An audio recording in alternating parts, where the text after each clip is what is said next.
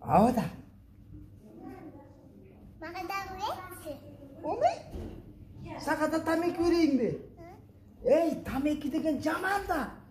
Ал зыян сага. Аябай жакшы бул суроо болуптур. Баланы канткенде 200 кылбай тарбиялаш керек. Жокбосо бала канткенде 200 болбойт. Биринчи канткенде 200 болот деген мисалдарды келтире турган болсок, себеби булардын баардыгы бизге ушундай бир жөнөкөй, ушундай бир туура көрүнгөн күнүмдүк эле көрүнүштөр да. Эң биринчисин ала турган болсок, бул баягы үй бүлөдө ата-эне, апасы менен атасы балдардын мисалы эки бөлөк позицияда болгондугу. Бул кандай дей турган болсок, биринчиси мисалы үйдө апасы балдарга күнүнө мисалы окуу күндөрү, иш күндөрү күнүнө 2 саат телефон берилет. Эс алуу күндөрү буну 3 саат, 3,5 саатка чыгарсак болот деген бир курал кое турган болсо, атасы болсо: "И балам, макул, ойной бер. Эң маанилүүсү апаңа көрсөтпө, же болбосо апаң айтпа, же болбосо апаң айтпайбыз деп мисалы ушул сыяктуу көрүнүштөрдү же болбосо ушул сыяктуу мамиле жасай турган болсо, бул жерде бала акырындык менен баягы демек атамдын жанында ушундай алып жүрүшүм керек, өзүм апамдын жанында ушундай алып жүрүшүм керек. Башкача айтканда, бул деген мен маалыматты негативдүү маалымат, позитивдүү маалымат, же болбосо туура маалымат, туура эмес маалымат деп бөлбөйт. Келген маалыматтын баарын эле кабыл ала берип, биякта аң сезимге сактай берет да. Ошондуктан бул жерде маанилүү болгон кандай кылбаш керек?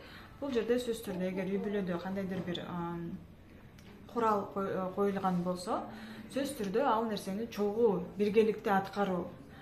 Дагы бир мисал келтире турган болсок, саат 9да уже уктоо бөлмөлөрүбүзгө барып, уктоо, же болбосо 9дан кийин ойго жүрбө дей турган болсок, бул жерде баягы балдарды силер уктагыла, киргиле бөлмөңөргө уктагыла, жаткыла деп баягы балдарга эле айтып, ата-эне өзү ошол учурда башка жумуштарын жасап, биякта ашканада же болбосо эс алуучу бөлмөдө ар кандай иштерин жасап жүрө берсе, анда бул жерде дагы баланы 200-дүүлүккө балага 200-дүүлүккө түртүү болуп калат да. 9дан кийин укташ керек дегенден кийин мисалы ата-эне дагы баягы башка жумуштарын бүтүргөн аракет кылып, мүмкүн болушунча баягы жумуштарын 9дан кийин уктоочу бөлмөсүндө баягы балдарга көрүнбөй турган, бандай мындайча айтканда, эгер зарыл иш боло турган болсо да, балдарга угулбай турган түрдө жасоосу дагы да туура болот. Себеби баягы балада эмнеге биз жасабай атабыз, ата-энебиз жасап атат деген суроо деле болот да. Мындай бул жерде теңдик болбой калат да. Эгер бир кандайдыр бир курал коюлган болсо, ал нерсени баардыгы аткарышы керек. Экинчи мисалды ала турган болсок, бул баягы өзүбүздүн ата-эне мисалы баягы чогуу отурганда, чогуу балким кечки тамактануу учурунда баягы бир таанышын, же болбосо бир кошунасын, же болбосо бир туугандары жөнүндө баягы бири-бири менен баягы негативдүү ой пикирлерин бөлүшүп аткан болсо, же болбосо ал кошунасынын, ал тууганынын, ал таанышынын аларга жакпаган түрдөгү мамилесин айтып талкуулап жаткандыгы баланын жанында, балдар угуп аткан түрдө да. Бул дагы баягы кийин мисалы ошол талкуулап аткан учурда эгер ошол кошунасы кирип келип калса, же болбосо ошол тааныш, ошол тууганы телефон чалып калса, ал жерде уже кандайсың, ошо как раз сен азыр сүйлөшүп аттык эле, сени аябай мактап бул жерде айтып аттык эле деп уже 5 мүнөт мурун сүйлөгөн сөздөрүнүн тескерисин сүйлөп баштаса, анда уже балада мындай кайсынысы туура, 5 мүнөт мурунку же азыркы айткандары туурабы, же ушинтип эки түрдө тең бир адамга ушинтип сүйлөп кое берсе болот экен да деп, мындайча айтканда балада эң биринчи мындай суроо белгиси болуп, анан кийин буну ата-энем жасап атат, демек бул норма экен деп, демек ушундай эле жасаш керек экен деген ошо түшүнүк болуп баштайт да. Же болбосо баягы бул дагы дагы бир бунун экинчи терс көрүнүшү бул баягы ошол туугандын же болбосо ошол тааныштын, ошол кошунанын баласына бул бала, ал сөздөрдү уккан бала автоматтык түрдө агрессивдүү мамиле жасап баштайт да. Себеби ата-энеси ал үй бүлө жөнүндө ушундай бир негативдүү ой пикирлерин билдирди.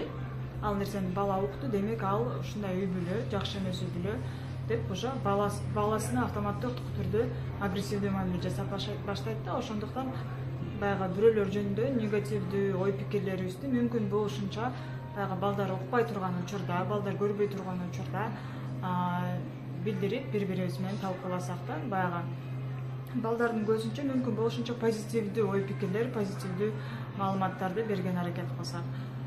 Дагы бир ошондой эле мисал келтире турган болсок, бул өзгөчө баягы бизде көп көрүнгөн учур, эгер жаш үй бүлө чоң муун менен чогуу жашай турган болсо да, баягы өзгөчө ал жаш үй бүлөдө ушундай бир куралдарды кое турган болсо, ошол эле маселени келтире турган болсок, 9-дан кийин уктоо. Бул жерде чоң апасы менен чоң атасы: бала макул, бүгүн кечирээк уктай бер. Бала макул, жүр биз менен жат, телефон ойной бересиң, апаңдарга айтпайбыз, атаңа айтпайбыз, уктады деп коебуз деп баягы. Бул жерде чоң апасы менен чоң атасы ушундай бир балага мээрим төгүп аткан болушу мүмкүн, же болбосо баланы аябап аткан болушу мүмкүн. Бирок мен айтып коет элем, бул жерде уже балага туура эмес зыян мындайча айтканда мамиле болуп калат да. Себеби баланы бул көрүнүш, бул мамиле эки жүздүүлүккө түртөт, мындайча айтканда жалган сүйлөөгө түрткү болуп калат да балага. Себеби атаңдарга, апаңдарга уктады деп коебуз.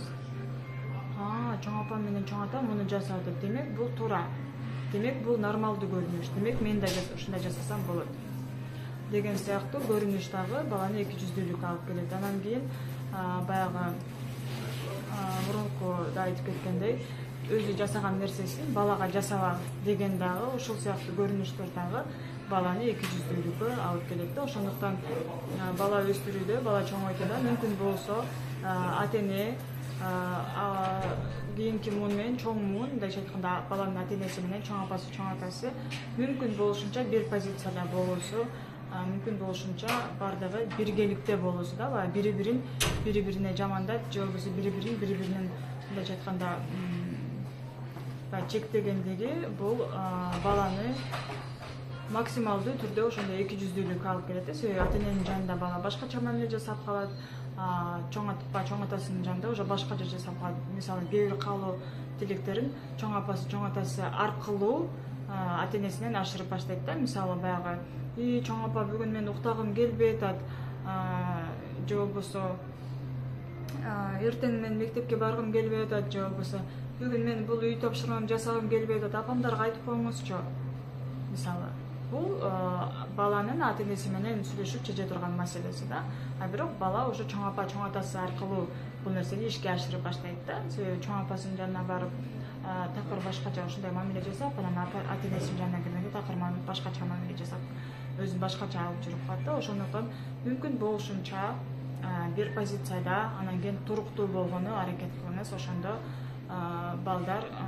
балдарды эки жүздүүлүк өзүнө алып жүрүү минимумга түшөт.